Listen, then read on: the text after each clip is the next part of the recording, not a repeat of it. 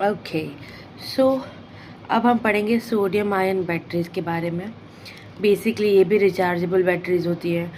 ये जो होती हैं वो अल्टरनेटिवली आप यूज़ कर सकते हो for large scale.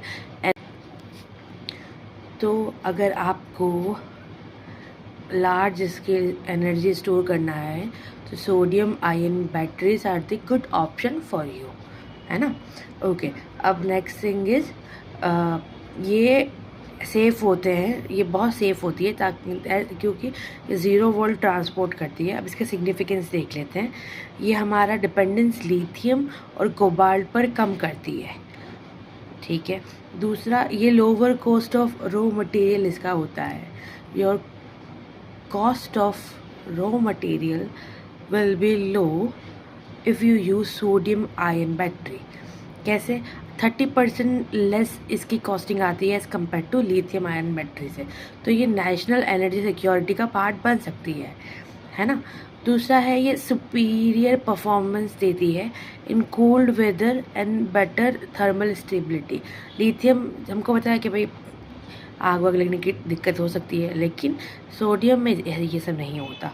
Technical specification देख लेते हैं। एनर्जी डेंसिटी लिथियम बैटरी से कम होती है, लेकिन फिर भी एनर्जी डेंसर होता है। फिर नॉमिनल सेल्फ वोल्टेज जो है वो लोअर वोल्टेज देता है। ये 2.3 to 3.1 वोल्टेज के ऊपर काम करती है, ऑपरेट करती है। साइकिल लाइफ इसकी गुड होती है, मतलब डेमोन्स्ट्रेट गुड ड्यूरेबिलिटी, ठीक है।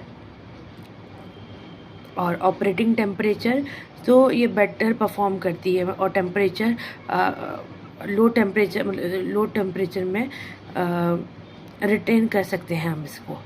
सेफ्टी बहुत सेफ़ होती है उससे, लिथियम से, क्योंकि थर्मल स्टेबिलिटी होती है इसमें। थर्मल रनअवे का रिस्क बहुत कम हो जाता है। हार्ड कार्बन एनोड यूज़ होता है इसमें। ग्रिड स्केल इन्वर्टर्स में यूज़ होता है। अब कंपोनेंट, कैथोड जो इसका है वो सोडियम से बनता है। एनोड जो इसका है हार्ड कार्बन से बनता है। इलेक्ट्रोलाइट और सेपरेटेड सेम होता है।